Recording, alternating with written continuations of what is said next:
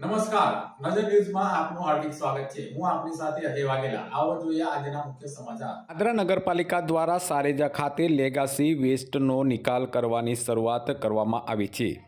પાદરા નગરપાલિકા દ્વારા Padra નગરમાંથી door to door કચરો એકઠો કરી જમા થતા પડતર ઘન કચરાના નિકાલ હેતુ સ્વચ્છ ભારત અર્બન મિશન 2.0 અન્વયે અંદાજિત 88 લાખના ખર્ચે ખરીદાયેલ વેસ્ટ મશીનનો શુભારંભ પાદરાના ધારાસભ્ય ચૈતન્યસિંહ ઝાલાના હસ્તે કરવામાં આવ્યું હતું। આ મશીન દ્વારા પાદરા નગરમાંથી એકઠો થયેલા 22,000 મેટ્રિક ટન ઘન કચરાનો નિકાલ કરવામાં આવશે। આ પ્રસંગે પાદરા નગરપાલિકાના સેનેટરી સમિતિ ચેરમેન ઇલાબેન જોશી, પાદરા નગરપાલિકાના પ્રમુખ મનીષાબેન પટેલ, પૂર્વ પ્રમુખ મયુરધ્વજસિંહ ઝાલા, કારોબારી ચેરમેન સચિનભાઈ ગાંધી, સદસ્ય પરેશભાઈ ગાંધી, કરિશ્માબેન આચાર્ય, શિક્ષણ સમિતિના ચેરમેન તેજસસિંહ ગોહિલ સહિતના ચૂંટાયેલા જનપ્રતિનિધિઓ, સંગઠનના હોદ્દેદારો અને અન્ય આગેવાનો ઉપસ્થિત રહ્યા હતા।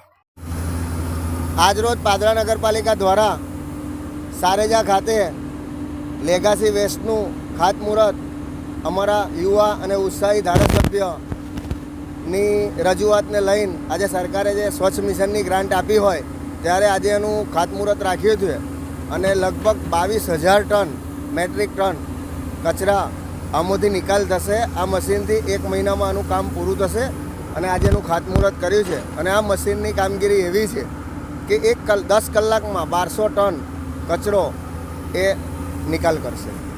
પાદરા નગરપાલિકા દ્વારા આજે એનું ખાતમુહૂર્ત યુવા અને ઉત્સાહી ધારાસભ્ય સાથે કર્યું।